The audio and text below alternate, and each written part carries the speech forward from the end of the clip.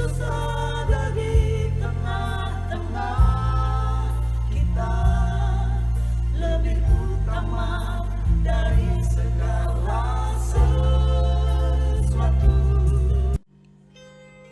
Doa dalam menghadapi peperangan rohani.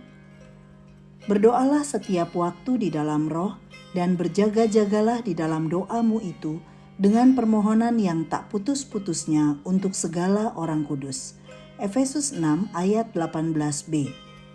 Sahabat Iktus, ada orang yang berkata tidak perlu mengajarkan topik peperangan rohani pada jemaat karena kita harus berkonsentrasi kepada Yesus dan bukan iblis.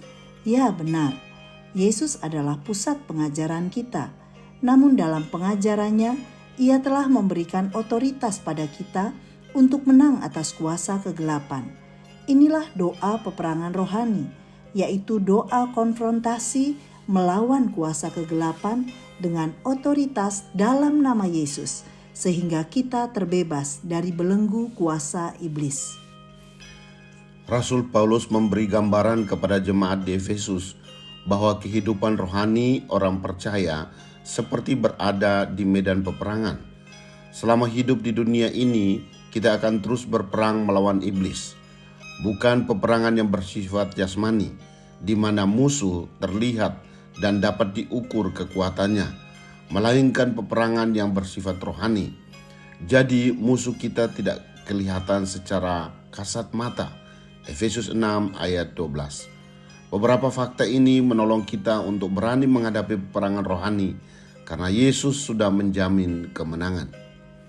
1. Fakta peperangan rohani ayat 10 dan ayat 11.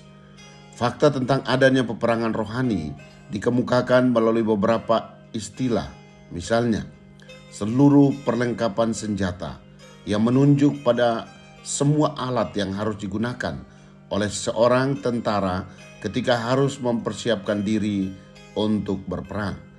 Istilah melawan, yaitu sikap yang harus dilakukan oleh seseorang ketika menghadapi musuh. Dan perjuangan, yaitu perkelahian untuk merebutkan sesuatu dalam peperangan. Fakta ini harus diketahui oleh semua anggota kerajaan Allah. 2. Musuh dalam peperangan rohani ayat 12. Musuh dalam peperangan rohani bukanlah darah dan daging atau manusia, melainkan iblis. Peperangan rohani melawan pemerintah-pemerintah, yaitu kuasa adi duniawi yang memusuhi Allah.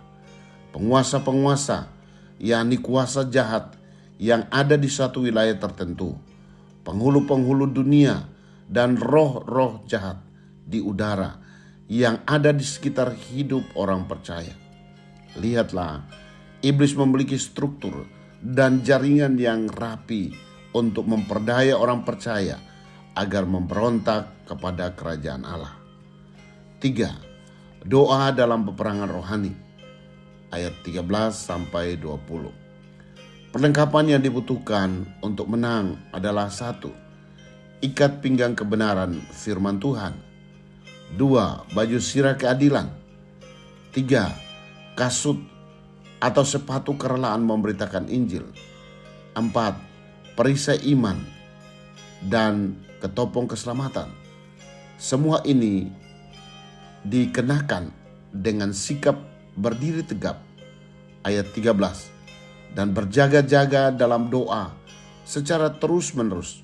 Ayat 18. Doa adalah energi atau kekuatan dalam berperang. Meskipun seorang tentara memiliki semua perlengkapan senjata untuk berperang, tetapi jika tidak memiliki energi atau kekuatan, ia pasti dapat dikalahkan oleh musuh. Sahabat Iktus yang dikasihi Tuhan, apakah aku menyadari bahwa hidup adalah sebuah peperangan rohani? Aku berdiri di pihak mana dan siapa yang menjadi musuhku? Mengapa aku harus berdoa dalam peperangan rohani ini? Tuhan Yesus, aku bersyukur atas otoritas yang Engkau berikan untuk menang atas kuasa kegelapan. Karena itu, aku mau menggunakannya dalam doa-doaku untuk membangkitkan energiku dalam peperangan rohani ini. Aku menyadari bahwa iblis selalu berusaha membuatku jatuh dalam setiap lini hidupku. Karena itu, setiap pekerjaan kuasa kegelapan dengan segala tipu muslihatnya, aku hancurkan di dalam nama Yesus. Aku percaya kemenangan yang kualami adalah kesaksian bagi semua saudara yang belum mengenal Engkau. Amin. Setiap orang Kristen memiliki otoritas dalam nama Yesus untuk menang atas kuasa iblis.